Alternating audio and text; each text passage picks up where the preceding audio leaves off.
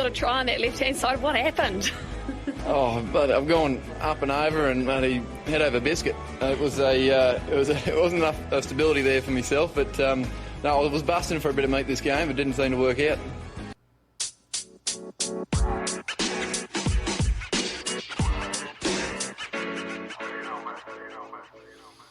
Hello, cheers, and welcome once again to the Scrum of the Earth podcast, the weekly show for news, reviews, great interviews, and so much more, all about the world of rugby. As always, my name is David Lawrence. I'm an American rugby fan who follows the game wherever I can find it all over the globe.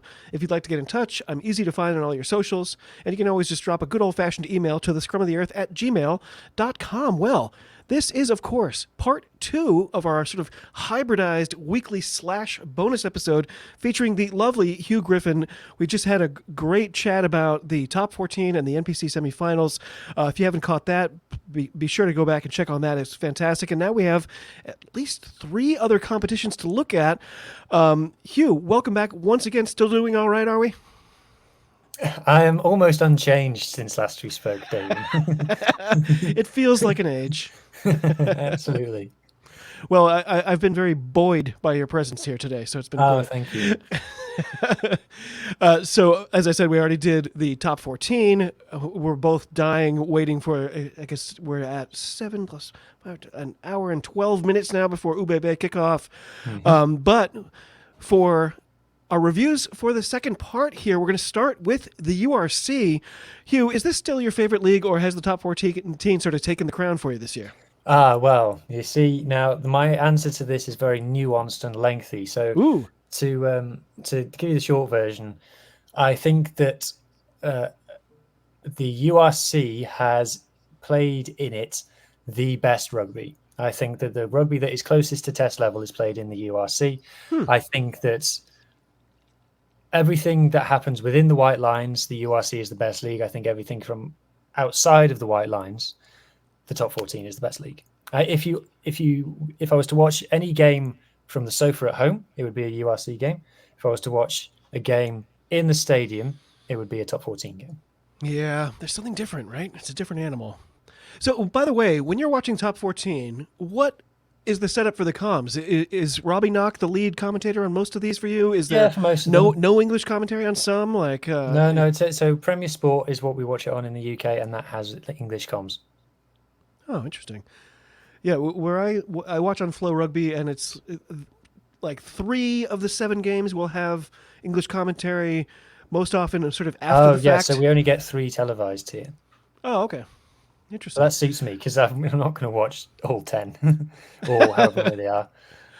So starting with the URC, we talked about it in the last episode. You've been putting together some cool stats of the week for each of these comps. I'm imagining you have a pretty cool one to share for the URC this week. Yeah, my stat of the week for the URC is that the Scarlets won.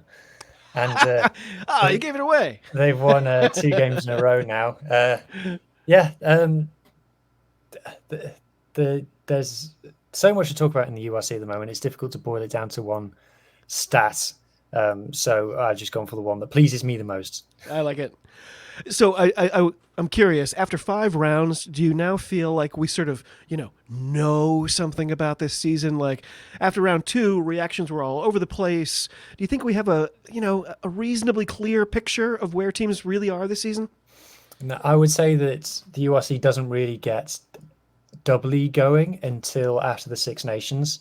But I would say that one thing that we have learned is that teams are taking it very seriously this season. We have seen a lot more full-strength teams be fielded much more regularly, and a lot of star names have been dropping in. It's been a bad first 5 games to be a URC hater, because the criticisms of there's small crowds and the best players don't play have not been the case so far. There have been a couple of disappointing crowds. But the Sharks definitely sent the babies up north. Yeah, but the babies still involved Trevor Nyakanye and Jordan Hendrickson and Andre Esterhazy and things like that. So Sharks babies are still baby sharks, you know what I mean? Yeah, they're still Sharks, yeah. So it was very exciting. You already mentioned it. We started this weekend with Scarlets versus Bulls. In the lead up to our chat, you told me, "Can we focus on something other than Welsh rugby?" But you quickly followed that with, "Unless the Scarlets win." Guess what? I mean, it was a nail biter. A 1-point win is still a win. The first for Scarlets at home. How were you feeling after this game? Delighted, absolutely delighted. The effort and passion and spirit, blah blah blah. But just what the boys are showing on the pitch, they're really clearly bought into what the coach is asking them to do. We're not perfect. We're quite a long way from perfect, really. But just as a fan, you can't really ask for any more. The players are giving it everything. We've got an edge about us, and we've scored a couple of nice tries as well. So it's, I want to say, fun to be a Scarlet, because Wow. if you're a true fan of a team, it's never fun watching your own team, because you're always either dying of nerves or incredibly angry. So it's not fun, but it's on reflection, I'm very happy with how that game went. And the reason that we're so excited to beat the Bulls is because the Bulls are a fantastic rugby team, a brilliant roster of players, play some fantastic rugby. And I'd have to check my notes, but I think you predicted them to win the URC this year in our little preview pod. No, I picked Leinster. I picked them last season. Last season, that's I picked right. the Bulls. Yeah. By the way, Gareth Davis, he scored 4 tries in the Scarlets' last 2 games. He recently announced that he's retiring from international rugby, at least. Any thoughts on him? Thanks for the memories in a Wales jersey. As a Scarlets fan, I'm glad I get to keep watching you, so I'm not going to focus on it too much. That he's retiring from Wales, probably the right time for himself to step away from Wales. But yeah, thanks for the memories. I got to do it was the 250th game for the Scarlets this season, and someone from the Scarlets asked me to do a video about it, just a compilation. That was really fun to do when you realise the accomplishments he's achieved. And it's fun doing it on players like that. I did one for John Fox as well. And you get to go back over old highlights and things, go, wow, this guy's a hell of a player. So it's fun to do things like that. And he's still playing for the Scarlets, so I still get to enjoy him. I get to do this thing which I stole from Formula One Twitter, which is so Gareth Davis is the record try scorer for scrum halves in the URC. Really? And every time he scores another try, I get to post Gareth Davis breaks the record for most tries in the URC by a scrum half, a record previously held by Gareth Davis. Oh, that's great. For NFL fans, there's a lot of sort of, I guess, parody Twitter feeds. So like there was a quarterback who I'm sure is not playing anymore. What was his name? Bortles was his last name. Blake Bortles.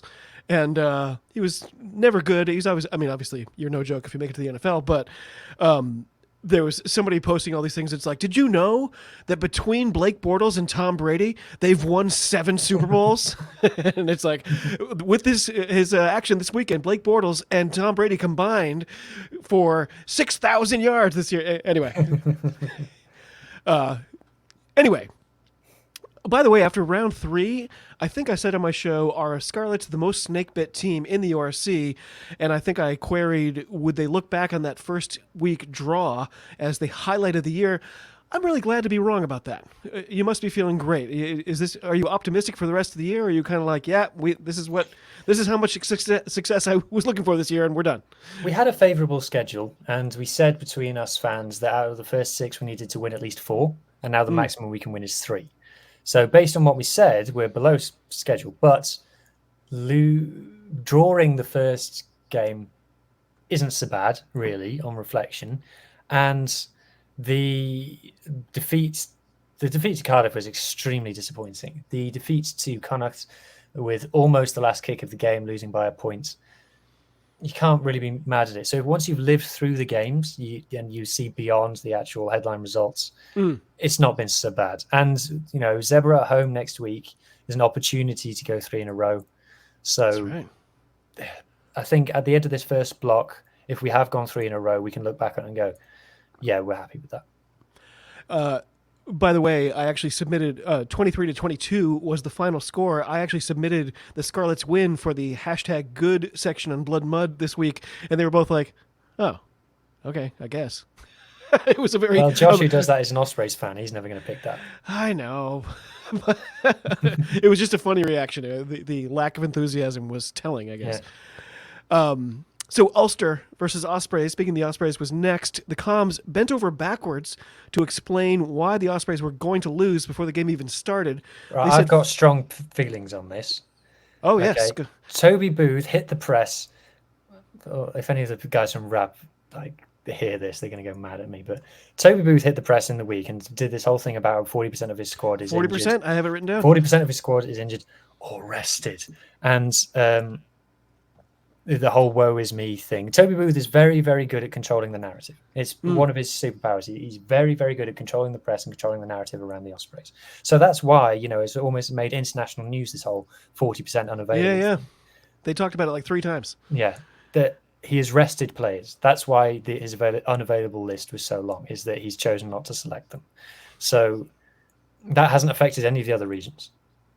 And I kind of thought that something was a bit up when 8 of the players who started against the Bulls last week were unavailable for this. I thought that's a remarkable thing for 8 starters to get injured in a single game. And they haven't. They've been rested. They have picked up some injuries, don't get me wrong. There are some injuries, absolutely. But there are also teams rested. And Toby Booth has a history, if you go back through the archives, has a history of sending rotated teams away from home. He does it very often. It's funny because they made such a big deal out of it, and I was like, 40% of the team's unavailable, and I had to wonder, maybe they're all still stuck in that hotel in South Africa from like... Also, Toby Booth claimed in his interview that he has his squad of 36 players, which isn't true. The Ospreys' own website lists 52 players in the squad. Wow, I mean... I guess I got to give him credit. Like, it's working. Exactly. All the comms, all the stuff I read was like, oh, wow. Toby Booth's superpower is controlling the press. He's extremely good at it. I wish Dwayne Peel was as good at it. So Justin Tipperick, is he starting to think, oh, crap, why did I tell them I'd stick around this year? Like, they don't look like the same team as they were last season. Is that just an early season overreaction by me? Is that the result of Toby Booth just saying, I'm just not playing these guys? I don't know. All I can say is they've gone 3-0 down in the first half of their last 3 games. Yeah. Which is not good. And Tipperick's face just gets longer every week. Yeah, it's iffy vibes. Obviously, Toby Booth is leaving this season, and there was iffy vibes all around that. Yeah. And it's just been iffy vibes. They really didn't rock up in the first game against the Dragons. I know the Dragons only won that in overtime, but they didn't turn up in that game at all for me. And they haven't, apart from the Stormers game, they haven't turned up in any other game either, to be honest. So something's off. Now, they've had a much harder start to the season than, say, the Scarlets have. And they had a favourable fixture list at the beginning of last season that they got momentum off of. So... yeah, maybe they've just got reverse momentum at the moment. And it was bonus point central last year. I think I think we talked about it. They beat out at least one team that had a better, win-loss record than them to get into the top 8. Edinburgh, but just through one more games. So in this one, it was 36-12, a good old-fashioned triple up. Are we witnessing the rebirth of Jacob Stockdale? Feels like it, doesn't it? Feels like it. My mate Kaylin, shout out Kaylin, posted, we'll look back on Jacob Stockdale's career and ask why he didn't get more island caps. Yeah, he's been fantastic, absolutely fantastic in these first few games. How old is he now? Is he in his 30s? Pass. I think he had to. I think he's. I think he sounds right to me. He's got more mileage than years, if that makes sense. Yeah. Oh well, it's my favorite Indiana Jones quote. It's not the years, it's the mileage. He's 28. My God. I thought he was like 36. He's 28.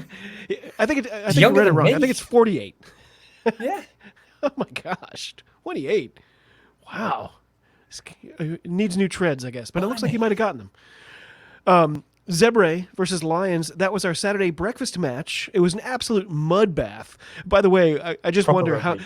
I wonder how many people were like, "Hey, I'll take a nice little vacation, go see Zebre and Parma. What a beautiful place!" Oh, great!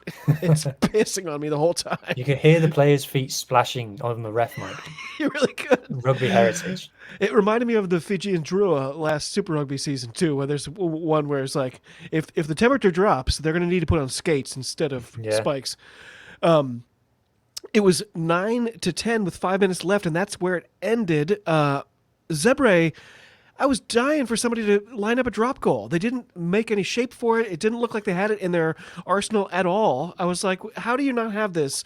This was theirs for the taking. They were in range. I feel like any other team would have been like, okay, 12-10, we win.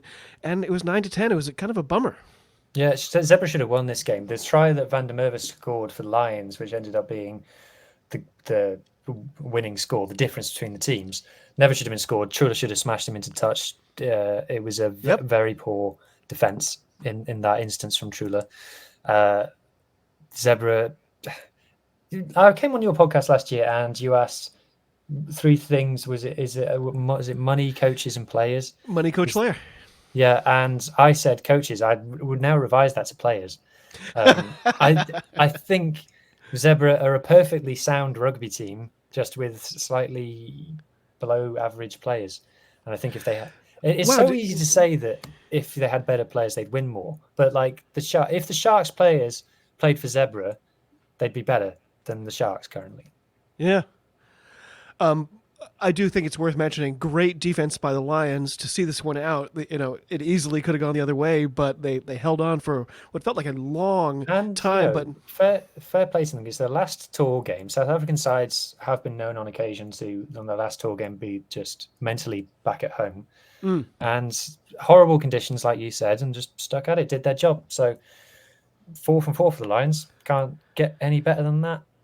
It must be so easy to give away a stupid penalty right at the end when you're just defending and defending and defending, and the conditions are like that. It must be so easy to just be like, well, I'll just go around the edge here a little bit. And they didn't. They were the quintessence of discipline. Absolutely. So Sharks versus Glasgow. This game saw lots of top talent back in the home squad. By the way, the crowd looked good too. They actually sort of spread them out throughout the stadium instead of concentrating them in one area that's not on camera. I thought that was nice. It's always easy to spot Etzebeth out there, but I was also psyched to see Locanio as well. It doesn't seem quite fair when one team has and Makazole Maupimpi, right? It's not even that. They had Grant Williams on the bench. Like even Leinster don't have a backup scrum half that good. Unbelievable. Arguably the best 23 that the URC has ever seen in terms of star power. Arguably. There's 10,800 was the crowd, by the way, which is pretty good. That's good. To be honest, I was quite impressed by this game. It wasn't like a thriller minute, but I've definitely watched Six Nations games that were lower quality than this. Yeah. I was quite impressed. And I think Glasgow were, obviously they lost, but I do feel like for a lot of that game, Glasgow were the better team, played the better rugby. It doesn't matter because they lost, obviously, but Glasgow, I think their attack looks better this season than it did last season. And I think they are going to be challenging again come the end of this season. They might run out of steam a little bit, but I've been very impressed by Glasgow. It's a very strange feeling I have about them because I didn't expect them to make it last year. I think I was calling them out to lose for the last 3 rounds in a row, and they just won. And so this year again, I feel like, but they just keep proving me wrong. I mean, is this all a testament to Franco? Absolutely. They play weird rugby as well. Because last season they did, because they didn't kick very much, which goes against the common accepted wisdom of rugby. But this season they're kicking a bit more, but their big thing is their fitness and they get the ball wide. They look to tire teams out. And I think we kind of saw that towards the end with the 2 late tries from Glasgow in this game, is that the Sharks were done. So I think that the Glasgow got all the raw ingredients of a very, very, very good rugby team, but they need to prove it in the Champions Cup this season because they will be very disappointed with their Champions Cup campaign last season. They need to prove it this season on the European stage. Well, I noticed Glasgow were somehow wearing Pumas jerseys for some reason. Is that like you're wearing Racing jerseys? I made the joke of I made the joke of Racing 92 are playing a lot better than they normally do. It's Glasgow. I was like, is this something in nature when something adopts a protective camouflage where they just try to not be noticed? Oh, no, this is a game you played a few weeks ago. We're Argentina. Yeah. Anything else jump out at you for this game? Like it I don't know. That for the most of the game, it felt kind of ho-hum for me. But Sharks ultimately won 28-24 after try-scoring machine Johnny Matthews flew in for a late score, getting the visitors a couple of bonus points in the process. Was that his first try not off of a maul this year? It could be. It could well be. I think he looked more gutted about scoring than anybody else. I think he hurt himself. He ran so fast and so far to get on the end of it. I think he was absolutely buggered by the time he got over the line. But sometimes people land on the ball and you're like, he just broke a floating rib. I can just tell. Oh my gosh, yeah. Stephen Jones did that once against Argentina. It would be funny if it wasn't for your team.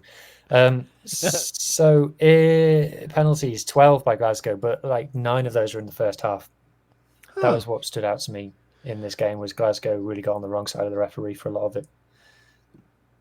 By the way, you mentioned recently to me, just as we were chatting, the officiating has not been up to scratch maybe in the URC this year. I've seen a lot of the top officials that I'm aware of in the NPC, like Ben O'Keefe was on the mic, was on the whistle this weekend. Now, he's not my favorite, but in the URC, I'm seeing people who I'm like, I literally don't know who that person is. Who are these people? Do you feel like this is a problem for the URC as a competition?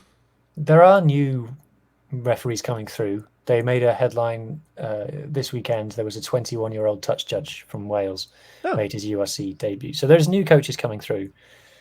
I think the bit of the problem is some of the referees that did I say coaches? I meant referees. Yeah, we understood.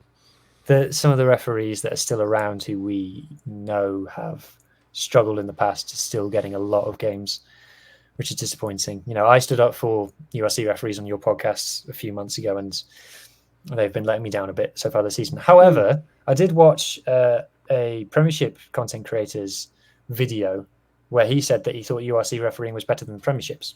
So I think it's a bit of a universal problem at the moment of struggling to get the level of officiating that the fans want. But then again, who would want that job? Oh my God, no kidding. Have you ever seen, so we have this thing here, you can buy a plush referee whose limbs are all connected by Velcro. So it's specifically for the NFL. And so like, cause he's got that exact, pinstripe or, almost jail looking outfit. And when you get mad at the official, just tear an arm off and feel better. I feel like rugby could use that. They'd need to make octopuses for rugby. Couldn't be a person. Or a centipede. Honestly, so there's jobs that are hard, like being a coal miner in Chile. That's a hard job. But being a rugby official at the top level, it's hard to imagine how hard that is. You literally can't watch 30 people at the same time or spread out over that space. It's an impossible task. So being good at it at all seems like we should be celebrating that a lot more than we do. I actually think there's more questions to be asked about the TMOs and the referees themselves. As you say, the person in the middle has limitations of what they can do, and the TMO is supposed to be there to help them, and TMOs haven't really been helping so far this season. It's unclear whether they've decided what the role of the TMO is. It seems like some games, some competitions, some weeks even, it's like, oh, we needed this person to come in and tell us what we just missed, and other times it's like, I'm only going to say something if you specifically ask me, and I'm only answering the question very specifically that you asked. It's very strange. Yeah, we could go on about it for a long time, I think. So let's not. Stormers versus Munster. My notes were all about the soft offloads from Munster. Like, where did that come from? They seem like they've been struggling early in the season, but maybe they're implementing new things. Do you see new elements in their attack? And by the way, all the rhetoric, the year they won it all the rhetoric around this time of year was panic, doom and gloom. All the word clouds would have involved the word crisis. So it seems like a similar performance. What's going on with Munster right now? Yeah, absolutely. This is the Munster cycle. This is the season of Munster. This is how they go. They don't really turn up until after the Six Nations, and then they go on incredible winning streaks. Yeah. They always have injury woe.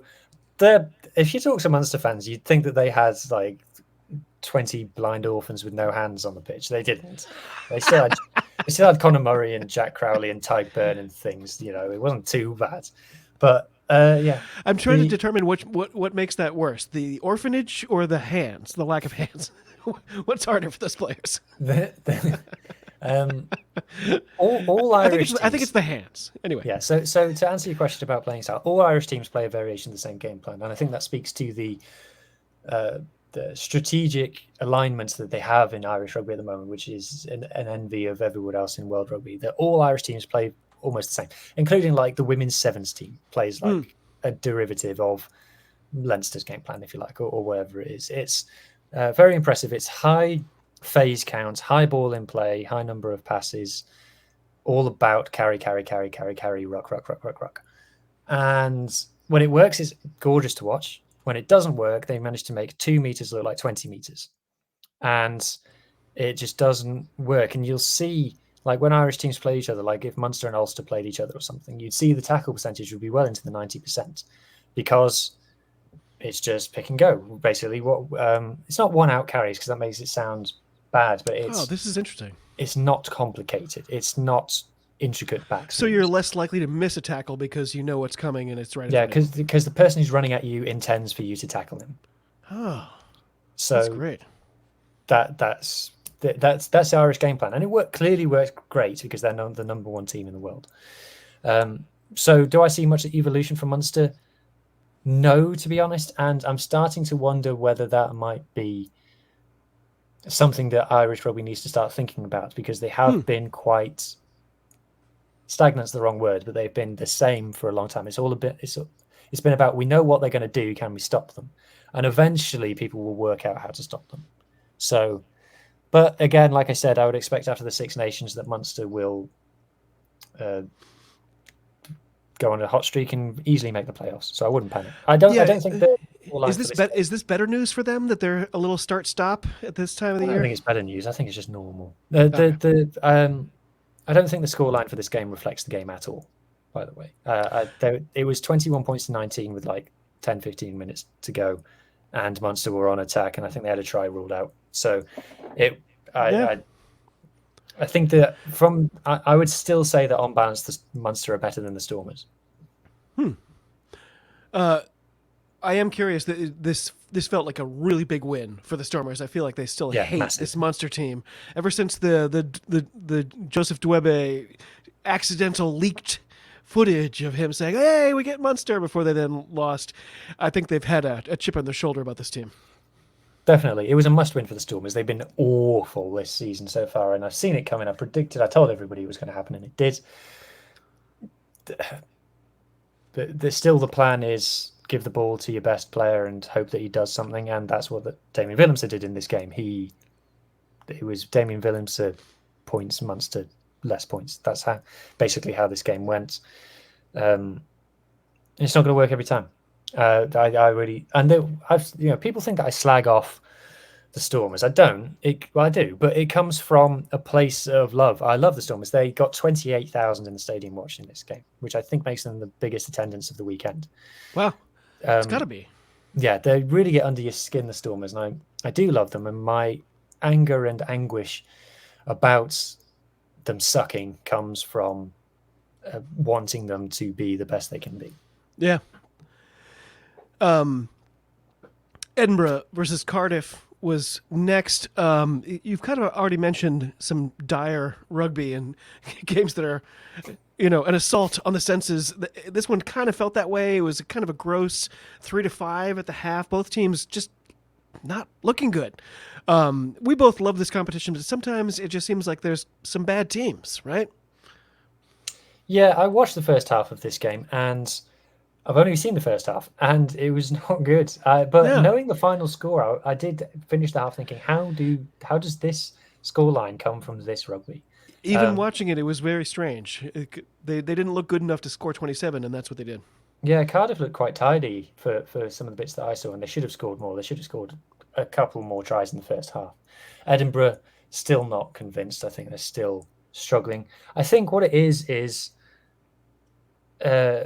teams trying to play good rugby and not being able to. I think maybe there are some coaches who have an idealized version of what they want their team to play, and it's very high level, and they're not able to play to it. Whereas I think in other leagues, like the Premiership, for example, coaches come up with a game plan to suit the strengths and hide the limitations of their teams. Right. Which coaches That's in the what good US coaches do.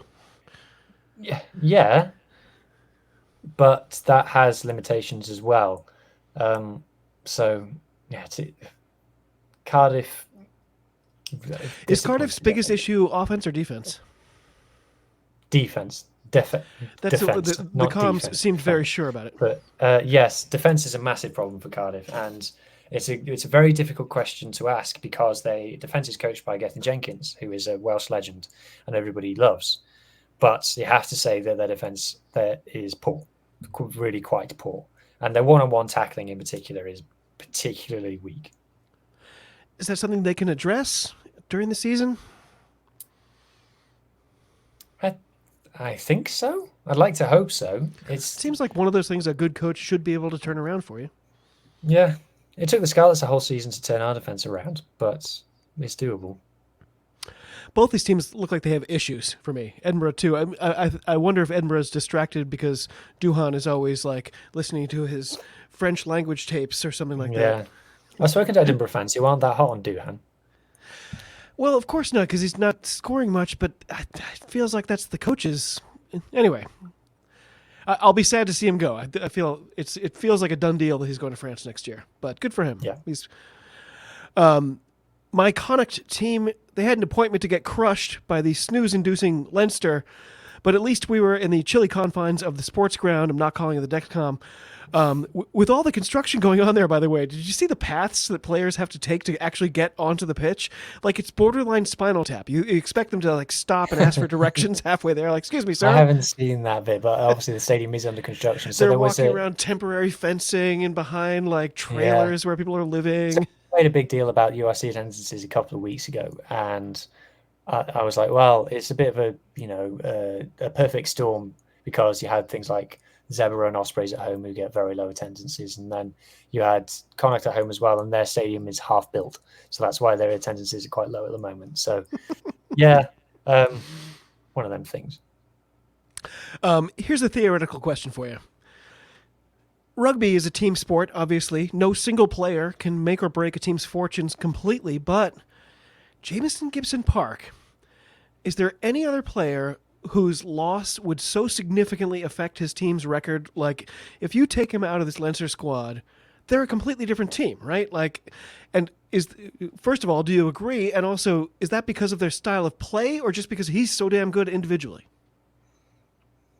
I remember a mutual friend of ours, Harry Jones, saying if you could pick any member of your team to have a 10 out of 10 game, it would be the scrum half because they touch the ball most. Yep.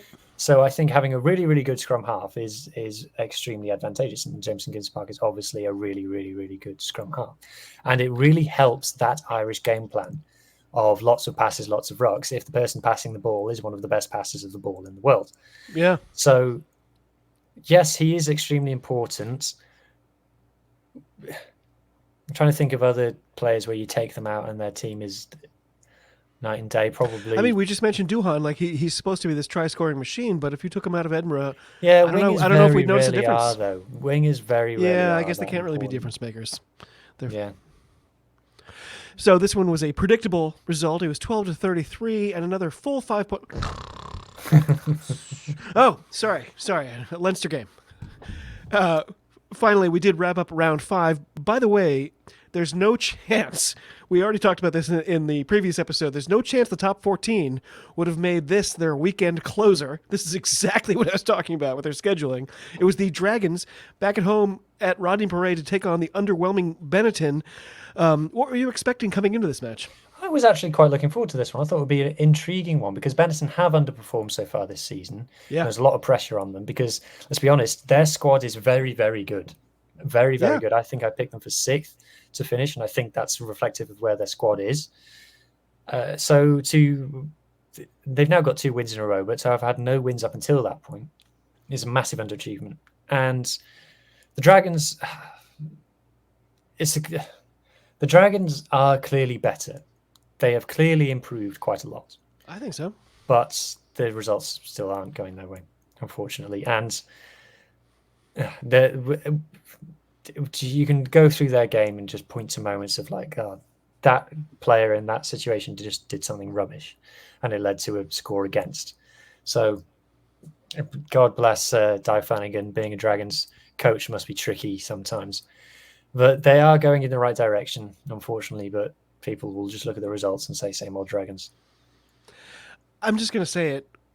Poor Rio Dyer. Like, we've already talked about Duhan. There's other players whose skills kind of just seem wasted on their team, maybe just based on their team attack scheme. But Rio Dyer, Jesus, the poor guy. Yeah, he was the one that I thought of when you talked about Duhan. I thought, is there any winger who improves his team from the wing? And I think Rio Dyer absolutely makes the Dragons better stood on the wing. He hasn't been at his best in the first 5 games. And I think that speaks to how good his best is, to be honest. So Shane Lewis Hughes, he had 4, the number 4 on his back, making that his 3rd position played just this year in 5 games. Is that how you get Warren Gatland to notice you? I think Warren Gatland should notice him. I think he's been excellent. If I was picking the Wales team, I would be picking him at number 6, because that's a position where we need to figure out. And I think he's been a man reborn for the Dragons. I think he's been fantastic. I love his game. And I always like players that play multiple positions. It often seems like that's to their detriment, like they're not as good at this and this other one. It's almost like they have X amount of power and they're splitting them. But the players who do it really well, I love that. I'm a freak for that. Yeah.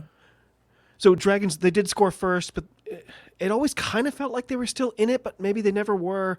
Benetton, they show their experience putting this one to bed, 21-31, meaning no points for the Dragons at all. Possibly the biggest defeat out of this 3-game homestand, would you say, that absence of any points at all? Kind of, but like we said, the Benetton's squad showed its might. Like, I think they had Mendy went off early and was replaced by Malachi Fekitoa. Like, so they've got a good... Yeah. I think Thomas Albanos, who was, for my money, the best 10 in the Rugby Championship, came off the bench and also hit the deck like a footballer at one point, got touched on the face and went down clutching his face. And quite an embarrassing turn of events. But yeah. The Benetton squad is probably twice as good as the Dragons. So it's just how it goes, really. When they're starting a match and they're just showing the lineups, they show the starting 15 and then they kind of, haphazardly show you the other 8. And that's when I'm tuning in the most. And when I see a name like Fekitoa, I'm like, oh, it's going to be something. Yeah. Anyway, I always want the Dragons to be good, but they're not. So I was very glad to know that we could get back to the PWR. By the way, I'm sad that the WXV is over. I miss talking about it. I miss watching it. I miss listening to you talk about it. I wish that competition was twice as long, but I mean, I get it. And its ending did mean a ton of players were back to being available for the PWR. Did you manage to find any cool stats? I imagine that would be hard to do for the amount of coverage. And that's kind of my point. I was preparing on this, is finding stats for women's rugby games. It's crazy. Absolutely almost impossible. Now, there's a Twitter account. It's called, I'll see if I can find it. It's called something like Women's Rugby Data. Oh, there it is. Yes, Women's Rugby Data, all one word. And they do great work, but a lot of that is very manual, what they do. And I've spoken to the admin on that account, and they've sometimes said, like, it's rip your hair out. It's like the rugby clubs don't want you to know that they played a game of rugby sometimes. Yeah. So they posted the table, and that was pretty much it. Like you said, it's extremely difficult to get stats on women's rugby, even places where you can get stats for most things like Rugby Pass or something, even on the international games. Like, they'll be wrong, or I think the official Women's Six Nations stats website would be, if the game was played on Saturday, it would be like Tuesday before it was updated to reflect that game. It just absolutely does my head in. So I've done a lot of stats on women's rugby. Like we chatted about it, didn't we? We were figuring out the top scorer in WXB. We're literally looking through box scores and going, okay, that's 3 plus 4. I figured it out, and I told you, and you confirmed, and then Women's Rugby Data also posted it a couple of days later. So, but that's like fans on Twitter had to figure it out between ourselves. I don't think WXV themselves acknowledged that Casey Sayatanga from Samoa was by a long way the top point scorer in WXV. So no PWR stats, I'm afraid, but that's because women's rugby stats are very, very difficult to do.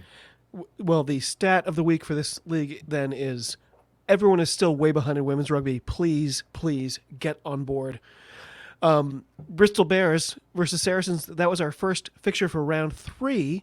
I imagine our mutual friend Julia will be a little bummed after her team got fairly trounced by the unbeaten Saries. It was 24-41 by the end. I'm sure you'll agree. It's one of those games that the stats, and by the way, I found some, they just can't really explain what you saw. Like, I did find a box score. Clean breaks, almost equal. Defenders beaten was actually in Bristol's favor. Offloads, pretty similar. They both conceded their fair share of penalties. I think it was like 12-13. Saracens racked up 141 more meters carried. But other than that, like it doesn't really speak to how good Saracens look right now, right? Yeah, it was a big surprise that they didn't make the final last season. But ironically, it was Bristol who upset them, came from a long way behind to knock them over, and everyone was very shocked. Bristol, there was a clip going round of Kira Bevan, Wales's captain Kira Bevan, made a line break, and then Bristol scored in the corner. And I made the comment of, this is the most Bristol try ever, because all Bristol had to do to score that try was from Kira Bevan's break. There was a ruck. If they'd have picked it up and dropped over the line, they'd have scored under the posts. No, we're Bristol, lol. We're going to do 3 miss passes and score in the corner. Like, it's completely unneeded. Like, did you say right corner? Because we want left corner. Yeah. So, just so Bristol. They are such a, like, the men's and women's teams. Is there something in the water in Bristol? It's just weird. Weird is the word.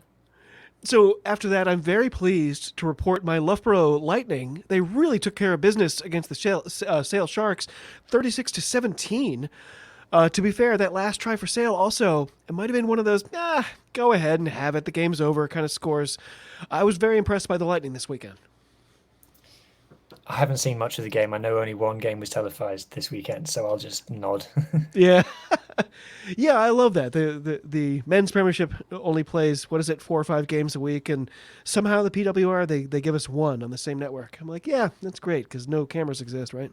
Yeah. So, of course, holy cow, it actually happened. Gloucester Hartbury lost a game, dropping one at home to Exeter Chiefs. Yeah, 15-21. In what had to be a shocker, I looked over I actually went back after the fact and looked over their lineup for this match. I was thinking, well, maybe they fielded a chump side. No. Maybe it's not their number 1 team, but there were big names in that squad, like Emma Singh. She gets mentioned on the show every single time she plays, it seems. Crazy that she doesn't play for England. If she was any other nationality, she'd play test rugby. Yeah, massive shock. Gloucester Hartbury losing at home. Didn't see that coming. Not to Exeter, especially. I did wonder, like, because it was looking like they might run the table again. If Gloucester Hartbury win their 3rd championship in a row, is that bad for the competition? Do fans go, okay, whatever, I'm not interested, or I hear so much back and forth about this. Like, dynasties are good for leagues. If you have a dynasty, everyone else is looking to climb that hill to beat them. And other people say, well, why do I tune in if I know who's going to win ahead of time? I would say no, specifically for the PWR, because it's kind of like the only league at the moment. I know that Celtic Challenge exists. I know that Elite Un exists. But the PWR is very clearly like ahead, and there's no, as of yet, European like Champions Cup for women's rugby. So this is kind of it. So it would be better, I think, to generate the fan base of that league if it wasn't one team winning all the time. If there was multiple leagues that were of comparable strengths, I would say then having a dynasty then helps create that narrative. But we're not in that phase, I don't think, yet. So Leicester versus Harlequins is still happening as we're talking right now. But I was curious, do you notice that there's a lot of similarity between the names of teams in the Premiership and in the PWR? There I don't feel like that's a coincidence, David. It's uncanny. No. So every now and then I think about making a dumb joke like that, and then I hesitate because I'm like, everyone listening is going to be like, stupid American, doesn't understand rugby, he has no clue what he's talking about. But sometimes I can't resist. Yeah. Okay, speaking of which, that does bring us to the Gallagher Premiership. It also technically happened this weekend. Any luck finding a cool stat of the week for this one? The Premiership is another competition which is extremely hard to find stats for. They did have a stats website, but it was very minimal, and then they got rid of that for last season. Really? So, no, I don't really have a stat of the week. The big news, and as you can tell from the picture on the screen, is that Newcastle Falcons won a game of rugby, which is a massive headline. They were the only, as far as I could tell, it was them and your favourite team, Anthem, were the only winless rugby teams in professional men's rugby last season. Anthem are going to be a lot different this year, I can tell you. Really? So you already mentioned it. Newcastle, they were at home for also winless Exeter. They led at halftime, and then they led at the three-quarter mark, and then the lead was 13 with under 5 minutes. The comms were describing Steve Diamond as, quote, like a caged silverback, unquote, which struck me as really weird. Do people put silverbacks in cages? I wouldn't hope so.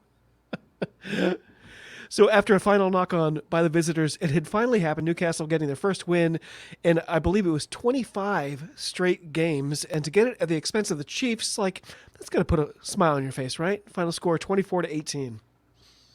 Yes, it does indeed.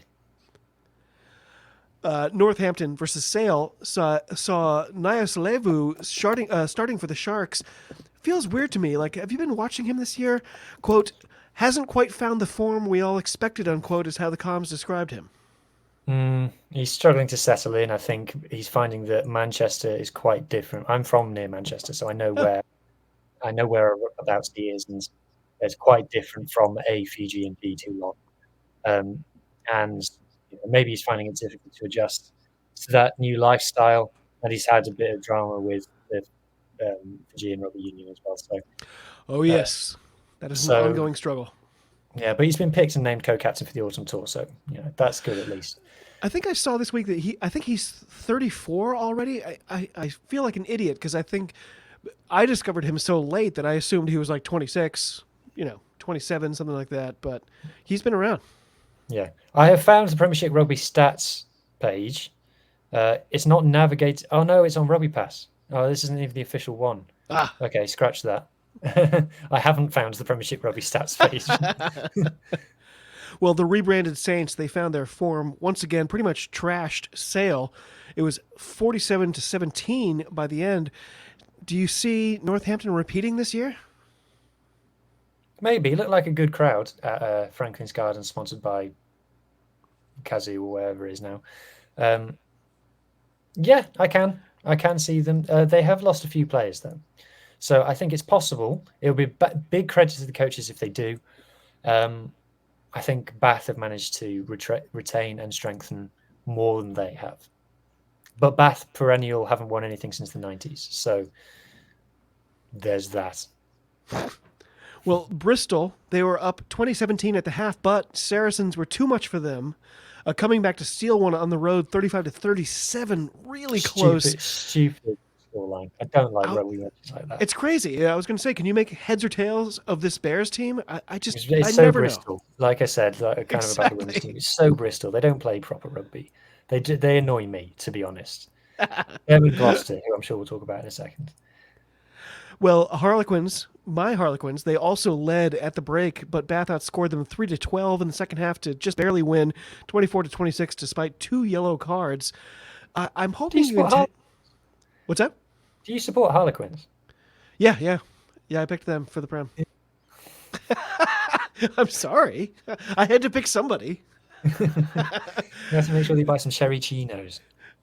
So, because of where I live, I know nothing about that stuff. Like the attitude of the fans or around them as a team, I know nothing about that. I was like, I like Alex Donbrandt, I like Marcus Smith.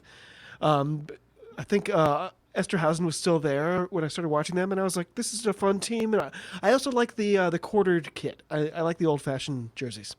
To be fair, I spoke to someone who did some work and still does some work for Harlequins, and he said that he thought he was going to hate it because he thought it was going to be Tory Central, and it actually wasn't so bad.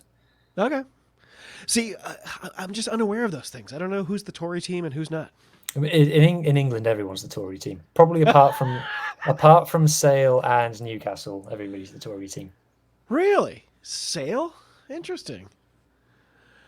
So, where was I? Oh, yes. I was going to ask you a leading question. I'm hoping you can tell us just how much the addition of Finn Russell has meant to this Bath team. It meant a lot to their bank account. It meant a lot to Finn Russell's bank account. By the way, how did they have that money? Like, teams are folding left and right. They're like, oh, everyone's over the salary cap. Here's $1 million. They got a rich owner. I think he's their marquee player. So I should imagine he's on like $1 million, and the next most paid person is on like 300,000. I should imagine there's a big gap between him and the next most paid player. He's Finn, and they're getting the money's worth out of him in terms of highlight reel, certainly, aren't they? A good 10 is worth his weight in gold. So do they have to be spending £1 million on a fly half to be the team they are? Probably not, but it's a luxury. To be fair, they were garbage, and then he showed up, and I specifically on the show multiple times said, there's no way adding one marquee player is going to turn this team around. They had a new coach as well. It absolutely did. They did have a new coach. Okay. Yeah. Leicester versus Gloucester wrapped up just about an hour before we started talking today. A lot of people seem to think that Gloucester are for real. No, they're not. I just can't believe it. Like, have you been paying attention to them? What's your Gloucester unserious team? Rugby team? They lose most games like 41 points to 40 or something. So they scored some nice tries, but they just concede a bazillion tries. Yeah. Completely unserious rugby, not proper rugby. I'm forced to be interested in them due to the sheer number of Welsh players they have. So it's next on my list of things to mention. So Thomas Williams and Gareth Anscombe, provided Gareth Anscombe is fit, I expect to be Wales' starting halfbacks in the autumn. So I have to pay attention to Gloucester in some way to see how they've been getting on. Max Llewellyn I've seen score a hat-trick today. So yes, indeed. He's back. He's been bouncing around positions in the back line. Everyone thought he'd be a 12, but he's been playing anywhere bar there for the time being. I think it does English rugby a bit of a disservice to have teams like Harlequins were this, but they've changed. And Charlie Morgan did a great piece in the Telegraph about how Harlequins have actually decided, we should probably take defence a bit more seriously, and they have been. But the teams like Bristol and Gloucester, there are going to be English players coming through the ranks at those clubs who are going to think that this is just how rugby is, and they're going to get to test level and they're going to have a really, really nasty shock. The English Premiership is, in my opinion, the furthest league from test rugby. Shouldn't it have gotten better when they lost teams? Shouldn't that have meant a consolidation of the player talent where all the teams got better? I feel like that hasn't happened. Yeah, it's a good point, and it's interesting. But there's also been a player drain of top players gone to France. A generation of players has retired and left, and when clubs don't have very much money, they cut corners in other ways rather than just the squad. And yeah, like I said, it might be really fun to watch, but it's unrepresentative of a high level of rugby in the case of some teams like Bristol and Gloucester. And I think particularly backs from those teams are going to come through and play for England and just not know what hit them because it's so unlike Test rugby. Like I said, 41 points to 40 is not normal rugby. If Super Rugby had that, we'd all take the piss. No, we'd be like, oh, yeah, of course I expected that. Yeah. You already mentioned him, Max Llewellyn. He scored 2 tries just in the first half. I have to ask, what's his status with Wales? I saw he got a cap in 2023. Does playing in the Premiership remove him from the equation? He was capped before he moved to Gloucester. So without completely hijacking the podcast, the Wales cap laws are ridiculous and full of loopholes and make no sense. And Max Llewellyn plays in England, but is not captured. Now, he was capped at 12 in a warm-up game against England that I was at, and he's massive. So I would expect him to be firmly on Gatland's radar. So naturally, Leicester Tigers, they roared back, ended up winning 29-26. How Gloucester is that? It's not even peak Gloucester. That's a normal. I That's know, it was only 3, so it's sensible Gloucester. So just to back up what I'm saying, and I'm not just being a hater, the average number of points, well, no, sorry, 80% of test matches are won by the team that scores a minimum of 26 points. 26 points is enough to win 80% of test matches. That's a So great number. if you're scoring 35 points and still losing, that's abnormal.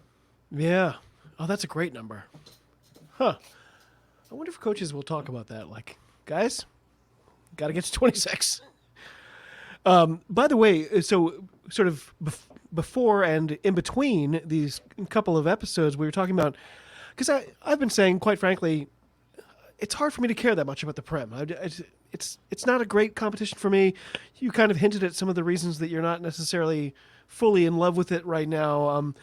Why do you think fans like us who consume a ton of rugby are just kind of turned off by the Prem right now? I think it's kind of going back to your question about the PWR, and I gave an answer on that, and I think it's the opposite for the Prem. Yes, we had the dynasty of Saracens, but I did a poll back on Pirate Rugby accounts where I asked, what's the biggest game in English rugby? What's English rugby's El Clasico? Right. So, the French rugby, for example, tonight, UBB versus La Rochelle, huge game. We're like, that is a massive game. Cannot wait to tune in for that. Toulouse versus Stade Francais, like they literally market it as French rugby El Clasico. Massive game. We've got Stormers Bulls, we've got Munster Leinster in the URC. Big matches that neutrals will turn into. We don't have that in the Premiership. The biggest game in the Premiership should be Saracens versus Leicester, the two most successful teams. But Leicester fans will never pick Saracens as their biggest rivals. They'll always say Northampton. But up until last season, Northampton had only ever won one Premiership title. So it wasn't like, from an outsider's point of view, it wasn't a big clash, because Northampton were always seen as this team, like, for football fans, Spursy. They sometimes troubled the top 4, but were never in danger of winning anything. They're also Obviously, Rams. Yeah, exactly. But they did win it last season. Bath, another great example, like a historic team that people say, oh yeah, our biggest game is against Bath, but Bath haven't won anything since the 90s. So we don't have, like, a perfect example. This weekend, Bristol versus Saracens should have been a blockbuster game, and you could argue that it was with the scoreline and everything. But outsiders would never pick, because Bristol have only been around for 10 minutes in relative terms, in terms of competing at the top. And Saracens are not a team that garner interest, because there's a small fan base. Yes, they've got lots of success, massive amounts of success. I'm told it's a trial to get to their home ground. I'm told going to the Stone X is not a fun experience. I don't know that personally. It's not something that I've looked into. But when you ask other fans of other teams in the Premiership, is Saracens your biggest game? No one says that Saracens is their biggest game. Huh. So it just lacks for that blockbuster headline-making fixture, because we talked about the thing that people went on about in the Premiership last season was parity and how anyone could beat anyone. Well, what that just meant was that there was never the fixture of the round, because every game was the fixture of the round, which means that no game was the fixture of the round. That's a great point. I mean, is this a problem for them? Like, I mean, are they getting teams back? Are they going to figure it out with the championship? It seems like they're always fighting with their tier 2 competition. Like, it seems like they're just still in a bad way, and yet all I hear is, oh, there's going to be an Anglo-Welsh league coming soon, and I'm like, oh, so that'll double suck? Well, the merger between the URC and the Premiership is something that I think in some form will happen, because it's pretty clear that the Premiership clubs want it, and eventually the URC, I think, will cave in. But the important thing for the URC is they do it on the URC's terms, because if they do it on the English club's terms, it will fall apart. So the fact that they're pushing so hard makes me think it's a bad idea. You know what I mean? Like when somebody calls you and says, oh, I'd like to sell you this thing, and you go, no, thanks. And they go, well, it's really good for you. I'm like, now I know it's not. Yeah. So I think there will be a merger at some point between the two leagues. Ugh. Oh, well. Anyway, This has been so great. I think we've covered all the action from this weekend, which means it's time. You'll know by the music. For yet another Diamond in the Rough Award. We did one that I handed off to Huw for the part 1 of this episode. So this time we've got 3 competitions to choose from. Huw, who stood out for you this weekend in these 3? Who is your Diamond in the Rough for this segment?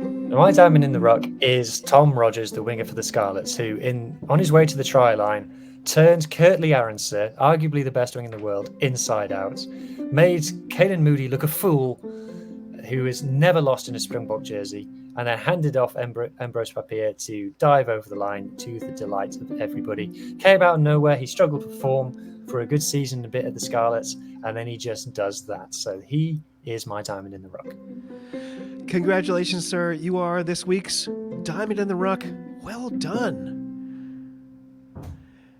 Huw, any thoughts before we call it a day here? What's coming up for you? By the way, so I usually do my updates and previews now. We've only got one more round of these club competitions before we launch into a loaded Autumn Nations series. My USA Eagles, they're also going to play a run of 3 tests against Portugal, Tonga, and Spain. Do you see my Eagles winning any of those games? We need to win at least one of them, right? It's an interesting fixture list. That's a few that we watched. What was it? Portugal, Tonga, and Spain, did you say? Yep. Tonga, not great. They've lost a lot of the players they had at the World Cup, so I could see you turning them over. They finished below you in PNC, didn't they? You didn't actually play them. It's a weird competition. We've talked about it. But I think you can beat Tonga. Spain will be a challenge. I'll be interested to see that because that will tell us a lot about relative strengths of different competitions. Yeah. Portugal, I think, will do a job on you. I haven't seen Portugal since the World Cup, but it feels like they have to be better than us, right? Like, who have they been playing? They did the Rugby Europe Championship. They played a game against the Springboks. That was fun. And I can't remember anybody apart from that. But I think Portugal will do a job on you, I'm afraid. So what are you most looking forward to for the Autumn Nations series? England hosting South Africa at the Allianz, which I just will never get tired of saying. That's going to be a good one, but I guess I'd be rooting for a draw because I don't like seeing either of those teams win. What are you looking forward to? I'm looking forward to Fiji. Getting there. They won the Pacific Nations Cup at Akanta, was just the draw. The Fijian Drua won the Pacific Nations Cup at Akanta. I'm looking forward to them getting the star players back. I'm looking forward to Naithalevu, Randrandra, Tuisova, et al. Getting stuck in to some Tier 1 opposition. Fiji ranked top 10 teams in the world on merit. And yeah, I'm looking forward to that. I'm pretty sure they're going to beat Wales. I'm not gonna follow that up with anything. But by the way, generally, sorry to interrupt you. Generally, I'm like, more Test rugby, really? I'm quite saturated with Test rugby. The next month or so seems like a crazy amount of international action. There's games that I'll never be able to see either. But yeah, people complain about the rugby calendar. I get it now. I see how loaded it is. It's kind of crazy. Yeah. Huw, what's coming up for you personally? You kind of already talked about it in part 1, but in case people missed it, what's going to happen with the Women's Rugby Pod in particular? Have you decided on your new branding for the former breakfast show on Fridays that I'm a huge fan of? What else is coming up for you? Yeah, so Friday breakfast show is going to be just called the Weekend Preview. We WhatsApped about it, did workshop in that. I think just Weekend Preview is just a bit more accessible, and it means that I'm not tied to putting it out on Friday. I can put it out another day if I wanted to. Oh, yeah.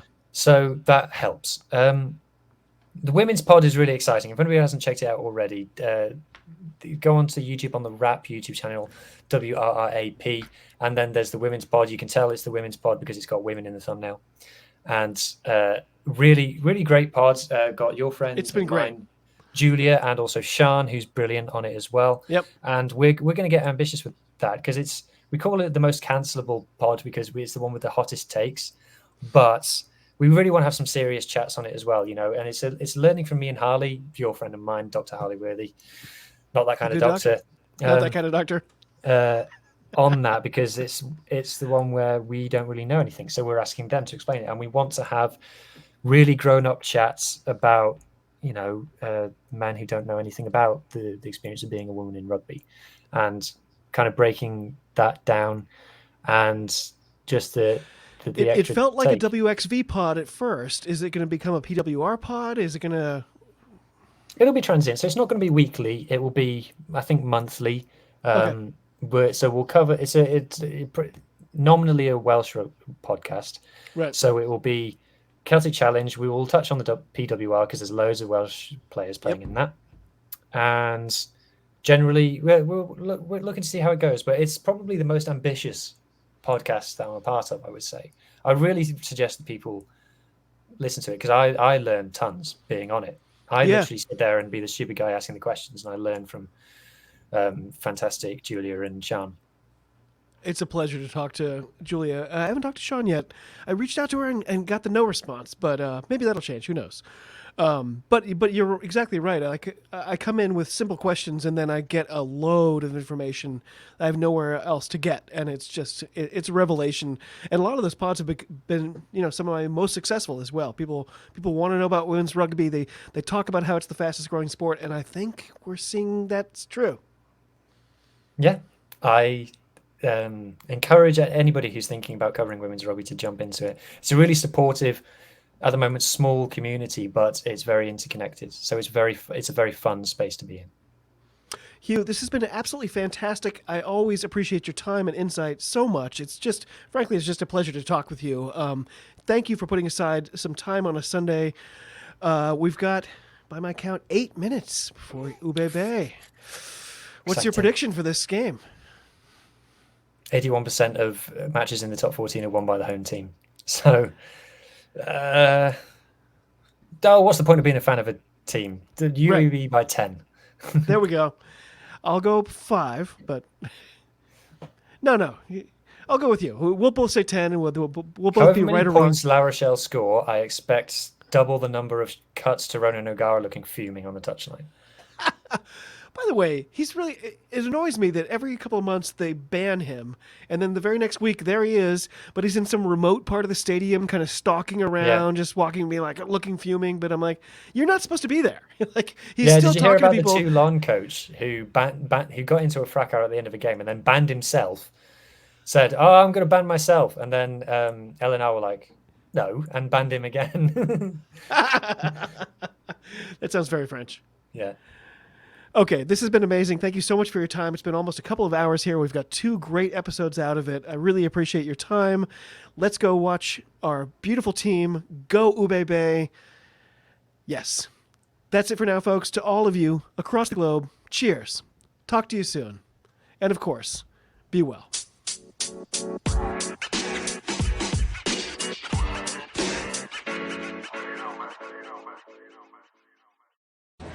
It gives me great pleasure to be here today. Oh, it does, Nate. You want to tempt the wrath of the whatever from high atop the thing?